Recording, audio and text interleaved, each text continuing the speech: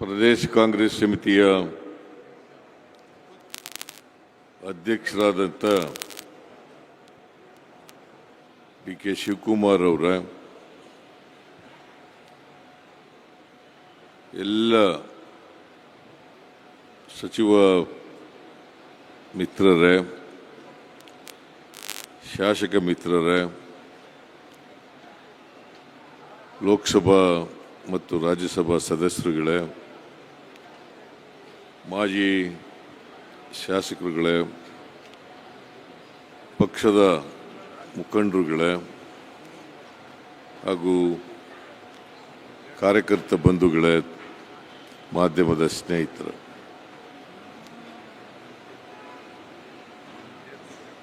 ಇವತ್ತು ದಿವಂಗತ ಮಾಜಿ ಪ್ರಧಾನಮಂತ್ರಿಗಳಾಗಿದ್ದಂಥ ಮೊನ್ನೆ ಮನಮೋಹನ್ ಸಿಂಗ್ರವರು ನಿಧನರಾಗಿದ್ದಾರೆ. ನಿನ್ನೆ ರಾತ್ರಿ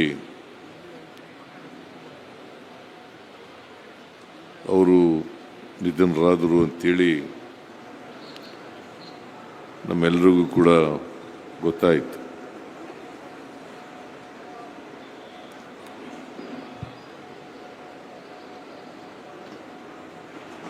ಅವರ ಜೀವನವನ್ನು ನೋಡಿದಾಗ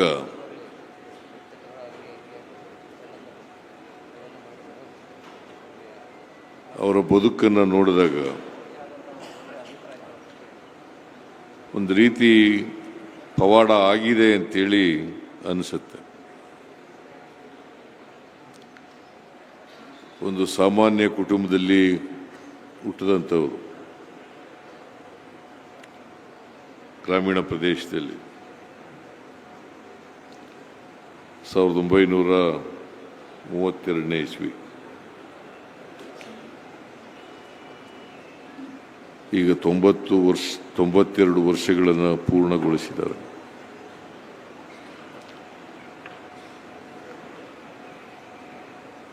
ಅವರು ಪಂಜಾಬ್ನಲ್ಲಿ ವಿದ್ಯಾಭ್ಯಾಸ ಮಾಡಿ ಆನರ್ಸ್ ಪದವಿಯನ್ನು ಪಡ್ಕೊಂಡು ಆರ್ಥಿಕ ಶಾಸ್ತ್ರದಲ್ಲಿ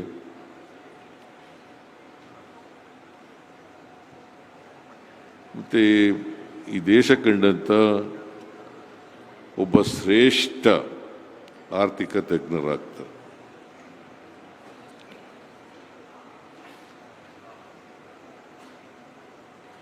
ಇವರು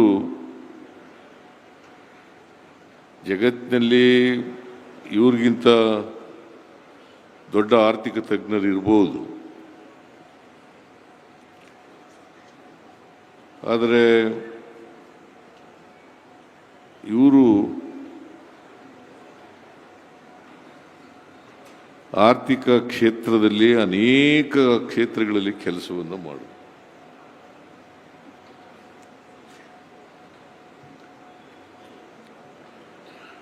ಬಹಳ ಮೃದು ಸ್ವಭಾವದವರು, ಬಹಳ ಕಡಿಮೆ ಮಾತಾಡ್ತಾ ಇದ್ರು.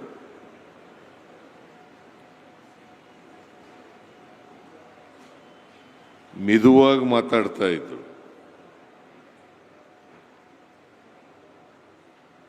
ನಾನು ಅನೇಕ ಸಾರಿ ಇವರನ್ನು ಭೇಟಿ ಮಾಡ್ತಕ್ಕಂಥ ಅವಕಾಶ ಸಿಕ್ಕಿತ್ತು.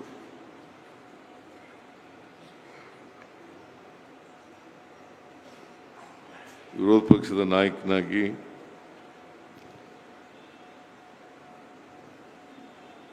ಮತ್ತು ಮುಖ್ಯಮಂತ್ರಿಯಾಗಿ ಇವರನ್ನು ಭೇಟಿ ಮಾಡ್ತಕ್ಕಂಥ ಅವಕಾಶ ಸಿಕ್ಕಿತ್ತು.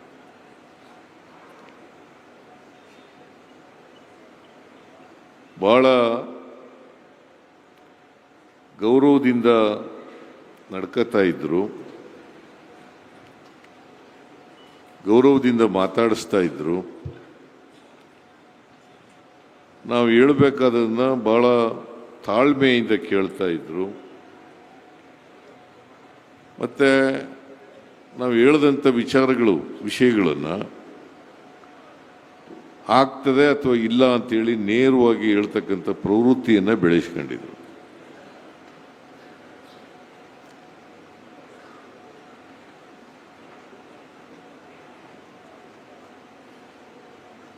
ಒಂದು ರೀತಿ ಒಬ್ಬ ಪ್ರಾಮಾಣಿಕ ಪ್ರಧಾನಮಂತ್ರಿಯಾಗಿದ್ದದ್ದು.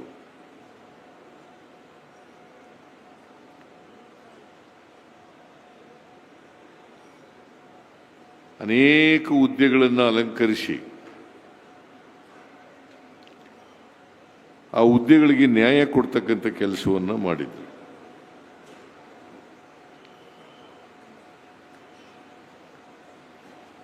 ರಾಷ್ಟ್ರದ ಅನೇಕ ಸಮಸ್ಯೆಗಳಿಗೆ ಪರಿಹಾರವನ್ನು ಕೊಡ್ತಕ್ಕಂಥ ಪ್ರಯತ್ನವನ್ನು ಮಾಡಿದ್ರು.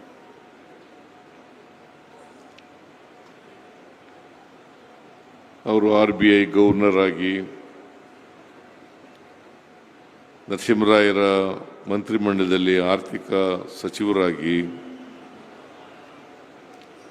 ಆಮೇಲೆ 10 ವರ್ಷಗಳ ಕಾಲ ಪ್ರಧಾನಮಂತ್ರಿಯಾಗಿ 2004ರಲ್ಲಿ ಪ್ರಧಾನಮಂತ್ರಿ ಆದರು.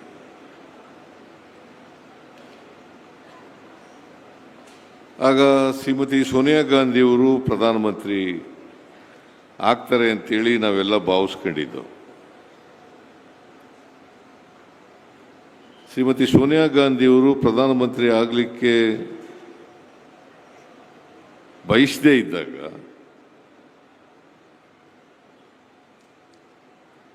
ಆ ಹುದ್ದೆಗೆ ತ್ಯಾಗ ಮಾಡಿದಾಗ ಶ್ರೀಮತಿ ಸೋನಿಯಾ ಗಾಂಧಿಯವರು ಆರ್ಥಿಕ ತಜ್ಞ ಮನಮೋಹನ್ ಸಿಂಗ್ರವರನ್ನು ಆಯ್ಕೆ ಮಾಡ್ತಾರೆ.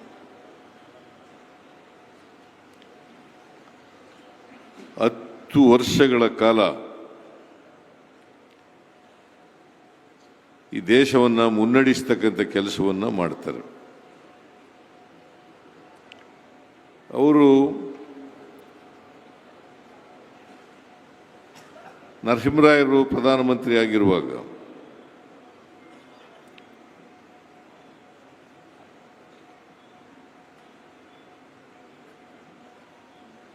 ಉದಾರೀಕರಣವನ್ನು ಜಾರಿ ಮಾಡತಕ್ಕಂಥ ಕೆಲಸವನ್ನು ಮಾಡ್ತಾರೆ. ಆಗ ಭಾರತ ದೇಶ ಆರ್ಥಿಕವಾಗಿ ಸಂಕಷ್ಟ ಪರಿಸ್ಥಿತಿಯಲ್ಲಿತ್ತು.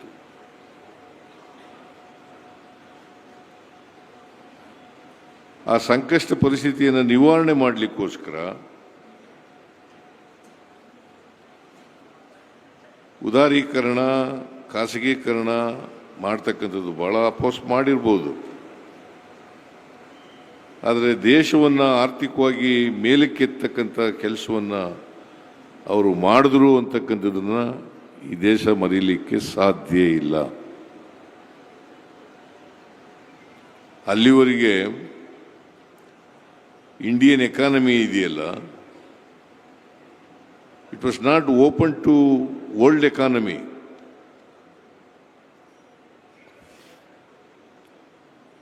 ಆ ವರ್ಲ್ಡ್ ಎಕಾನಮಿಗೆ ರಾಷ್ಟ್ರದ ಆರ್ಥಿಕ ಪರಿಸ್ಥಿತಿಯನ್ನು ತೆರೀತಕ್ಕಂಥ ಕೆಲಸವನ್ನು ಮಾಡದಂಥವರು ಇಡೀ ದೇಶದಲ್ಲಿ ಮನಮೋಹನ್ ಸಿಂಗ್ರವರು ಅಂತಕ್ಕಂಥದ್ದನ್ನು ಮರೀಲಿಕ್ಕೆ ಸಾಧ್ಯ ಇಲ್ಲ. ಜೊತೆಗೆ ನಾವು ಡೈರೆಕ್ಟಿವ್ ಪ್ರಿನ್ಸಿಪಲ್ಸ್ನಲ್ಲಿ ಏನು ಹೇಳ್ತೀವಿ ಕಾನ್ಸ್ಟಿಟ್ಯೂಷನ್ನಲ್ಲಿ, ಅವುಗಳನ್ನು ನಿಜವಾದ ಅರ್ಥದಲ್ಲಿ ಜಾರಿ ಮಾಡತಕ್ಕಂಥ ಕೆಲಸವನ್ನು ಮಾಡಿದ್ರು.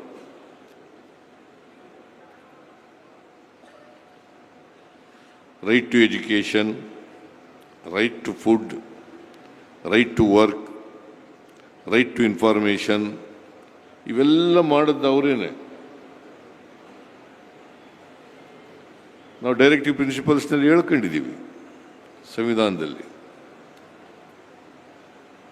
ಅವುಗಳನ್ನು ಅಕ್ಷರಶಃ ಜಾರಿ ಮಾಡಿ ಜನರಿಗೆ ತಲುಪಿಸ್ತಕ್ಕಂಥ ಕೆಲಸವನ್ನು ಮಾಡಿದ್ರು. ಫುಡ್ ಸೆಕ್ಯೂರಿಟಿ ಆ್ಯಕ್ಟ್ ಮಾಡಿದ್ದು, ನರೇಗಾ ಮಾಡಿದ್ದು, ಆಮೇಲೆ ರೈಟ್ ಟು ಎಜುಕೇಷನ್ ಮಾಡಿದ್ದು, ರೈಟ್ ಟು ಇನ್ಫಾರ್ಮೇಷನ್ ಮಾಡಿದ್ದು. ಅಲ್ಲಿವರೆಗೆ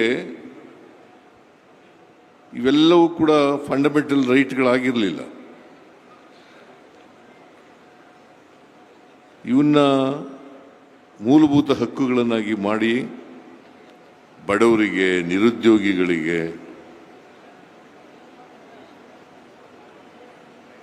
ಅವರನ್ನು ಸಾಮಾಜಿಕವಾಗಿ ಆರ್ಥಿಕವಾಗಿ ಮೇಲಕ್ಕೆ ಎತ್ತಕ್ಕಂಥ ಕೆಲಸವನ್ನು ಮಾಡೋದು.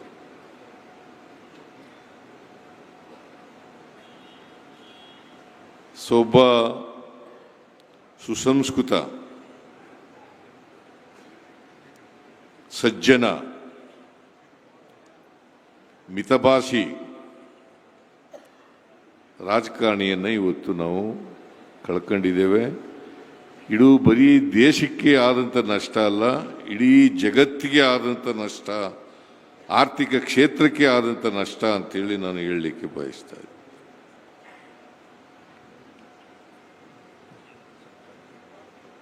ನಾನು ಒಂದು ಸಾರಿ 2017ರಲ್ಲಿ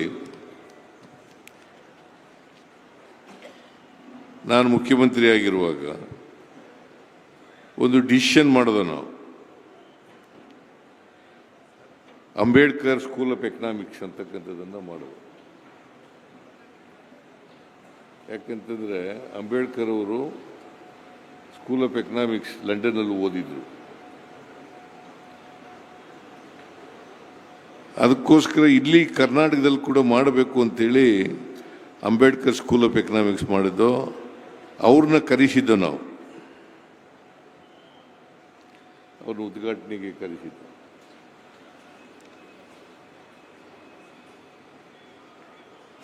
ಅದೊಂದು ಪ್ರತಿಷ್ಠಿತ ಸಂಸ್ಥೆ ಕರ್ನಾಟಕದಲ್ಲಿ ನಾವು ಮಾಡಿರ್ತಕ್ಕಂಥದ್ದು. ಆಮೇಲೆ ಇನ್ನೊಂದು ಕರ್ನಾಟಕದ ಆರ್ಥಿಕತೆ ಬಗ್ಗೆ ಇನ್ನೊಂದು ಸಭೆ ಕರೆಸಿದ್ದು.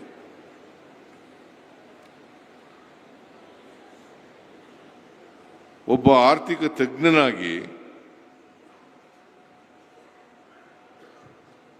ಕರ್ನಾಟಕದ ಆರ್ಥಿಕತೆ ಸದೃಢವಾಗಿದೆ ಅಂತೇಳಿ ಬಹಳ ಸ್ಪಷ್ಟವಾಗಿ ಹೇಳಿದಂಥವರು ಮನಮೋಹನ್ ಸಿಂಗ್ರವರು. ಕರ್ನಾಟಕದ ಆರ್ಥಿಕತೆ 2013ರಿಂದ 2018ವರೆಗೆ ನಮ್ಮ ಸರ್ಕಾರ ಇದ್ದಾಗ ಕರ್ನಾಟಕದ ಆರ್ಥಿಕತೆ ಬಹಳ ಸದೃಢವಾಗಿದೆ.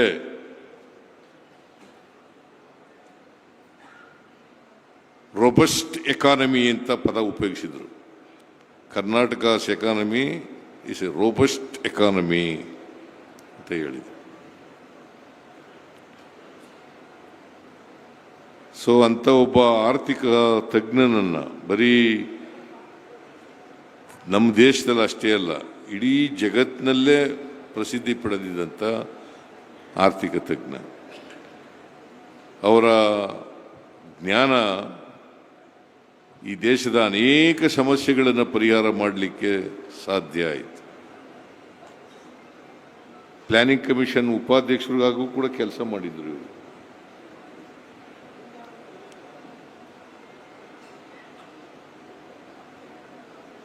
ವಿವಿಧ ಹುದ್ದೆಗಳಲ್ಲಿ ಕೆಲಸ ಮಾಡಿ ದೇಶದ ಆರ್ಥಿಕ ಸಾಮಾಜಿಕ ಸಮಸ್ಯೆಗಳನ್ನು ಬಿಡಿಸೋದ್ರಲ್ಲಿ, ಅದಕ್ಕೆ ಪರಿಹಾರ ಕಂಡುಹಿಡ್ಕೊಳ್ಳೋದ್ರಲ್ಲಿ ಬಹಳಷ್ಟು ಶ್ರಮಿಸಿದ್ರು ಅಂತಕ್ಕಂಥದ್ದನ್ನು ಇವತ್ತು ಮರೆಯಲಿಕ್ಕೆ ಸಾಧ್ಯ ಇಲ್ಲ. ಮತ್ತೆ ನಿಗರ್ವಿ, ಅವ್ರಿಗೆ ಅಧಿಕಾರ ಇದೆ. ಈಗಿನ ಕಾಲದಲ್ಲಿ ಅಧಿಕಾರ ಸಿಕ್ಬಿಟ್ರೆ ಅದನ್ನ ಹಿಡಿದು ನಿಲ್ಲಿಸೋಕ್ಕಾಗಲ್ಲ. ಅವರು ಈ ದೇಶದ ಪ್ರಧಾನಮಂತ್ರಿ ಆಗಿದ್ದರೂ ಕೂಡ, RBI ಗವರ್ನರ್ ಆಗಿದ್ದರೂ ಕೂಡ, ಹಣಕಾಸಿನ ಮಂತ್ರಿ ಆಗಿದ್ದರೂ ಕೂಡ ಯಾವತ್ತೂ ಕೂಡ ಅವರು ಗೌರವದಿಂದ ನಡ್ಕೊಳ್ತಕ್ಕಂಥ ಕೆಲಸ ಮಾಡಲಿಲ್ಲ. ಅತ್ಯಂತ ವಿನಯವಂತ, ವಿನಯಶೀಲ ವ್ಯಕ್ತಿಯಾಗಿದ್ದರು. ಮೃದು ಭಾಷೆನಲ್ಲೇ ಅನೇಕ ಜನರನ್ನು ಗೆದ್ದಿರ್ತಕ್ಕಂಥದ್ದನ್ನು ಇವತ್ತು ನಾವು ನೋಡ್ತಾ ಇದ್ದೀವಿ. ಅವ್ರು ಹೇಳ್ತಾ ಇದ್ರು ಒಂದು ಮಾತು, ನಾನು ಬದುಕಿರುವಾಗ ನನ್ನ ಬಗ್ಗೆ ಅಷ್ಟೊಂದು ಪ್ರಚಾರ ಸಿಗಲ್ಲ, ನಾನು ಸತ್ತ ಮೇಲೆ ಮಾಧ್ಯಮದವರು ಹೆಚ್ಚು ಪ್ರಚಾರವನ್ನು ಮಾಡ್ತಾರೆ ಅಂತಕ್ಕಂಥ ಮಾತುಗಳನ್ನು ಹೇಳಿದೆ. ಇವತ್ತು ಆ ಮಾತು ಸತ್ಯ ಆಗಿದೆ ಅಂತಕ್ಕಂಥ ಮಾತುಗಳನ್ನು ಹೇಳಲಿಕ್ಕೆ ಬಯಸ್ತಾರೆ. ನಾನು ಹೆಚ್ಚು ಅವ್ರ ಬಗ್ಗೆ ಮಾತನಾಡಕ್ಕೆ ಹೋಗಲ್ಲ. ಇದು ಸಂತಾಪ ವ್ಯಕ್ತ ಮಾಡ್ತಕ್ಕಂಥ ಸಭೆ. ಅವರ ಆತ್ಮಕ್ಕೆ ಚಿರಶಾಂತಿ ದೊರಕಲಿ ಅಂತೇಳಿ ನಾನು ಪ್ರಾರ್ಥನೆಯನ್ನು ಮಾಡ್ತೇನೆ. ಅವರ ಕುಟುಂಬ ವರ್ಗದವರಿಗೆ ಮತ್ತು ಅವರ ಅಭಿಮಾನಿಗಳಿಗೆ ಅವರ ಸಾವಿನ ದುಃಖವನ್ನು ಭರಿಸ್ತಕ್ಕಂಥ ಶಕ್ತಿ ಕೊಡಲಿ ಅಂತೇಳಿ ದೇವರಲ್ಲಿ ಪ್ರಾರ್ಥನೆ ಮಾಡಿ ಅವರನ್ನು ಸ್ಮರಿಸ್ಕೊಳ್ತಾ